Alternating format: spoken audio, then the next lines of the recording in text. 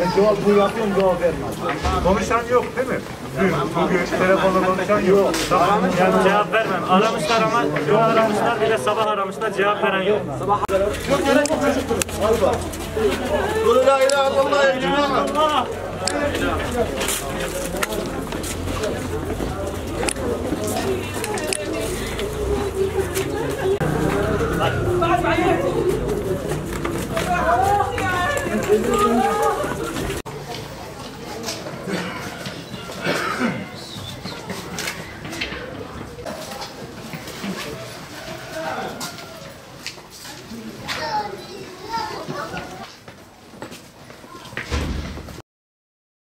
Burası Şanlıurfa'nın Eyüp ilçesine bağlı Camikebir Mahallesi 1352. sokak.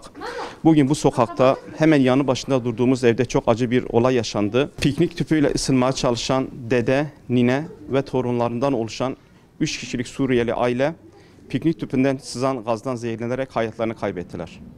Olay sabah aydınlandı. Sabah mesela o ölen çocuk 12 yaşında bir kız çocuğun arkadaşı buna telefonla arıyor. Telefonla ulaşamayınca burada kendi akrabaları var bu yan tarafta. Ulaşamayınca bunları bilgilendiriyor.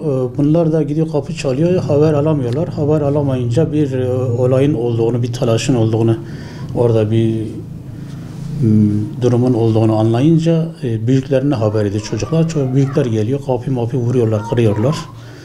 İçerideki ne yazık ki giriyorlar. O acı olayla, manzarayla karşılaşıyorlar.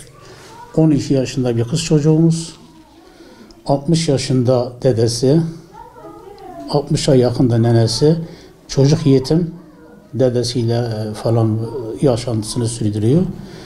O da öyle yetim, annesi babası Suriye'de savaşta artık kaybediyor. Ölüm şekli kendi tüp gaz, şu tüp gaz dediğimiz eski ocaklar var, böyle tüpten yanan. Kendi aparatını kendi düzenlemiş, artık kafasına göre nasıl etmiş. Güvensiz, güvencesiz, yani sobası yok, sobası olmadığından dolayı ona başvurmuş, piknik tüpünü takmış. Tabii gece bu sönünce olay içeride tüp gazından 3'ü de zehirlenmiş. Bu durum bu, yani kendinin yaptığı kafasına göre artık ne şekilse, artık ne şeyse bizi tüpü kesmiş, meşmiş, yani bir sağcıdan macdan bir aparat yapmış kendiliğinden. Yanıyormuş, kullanıyormuş ama işte ne yazık ki bu durumlarda bu acı olayı da yaşamak istemezdik. Ne yazık işte oldu, sobayı kursaydı, şeyi kursaydı. Havalandırma da yok. Kapı pencereyi de örtünce hava almayınca bu acı olayı yaşadık ne yazık ki. Tüplü gazlı soba, katalit dediğimiz, gece yandırmışlar saat 12 gibi. Hani hepimiz zamanla kullandık onu. Yandırmışlar, yatmışlar. Yatırken soba Sony.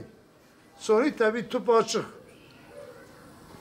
Üçü de zehirleniyor. Sabahleyin bir tane komşuları geri kapıyı dögü. Bakı kimse açmıyor. Ondan sonra emniyete haber verirler. Emniyet geldi, kapıyı kırdı, yukarı çıktı, görmüş. Bu odada. Ha bu oda. Ha burada. O perde olan yer var ya.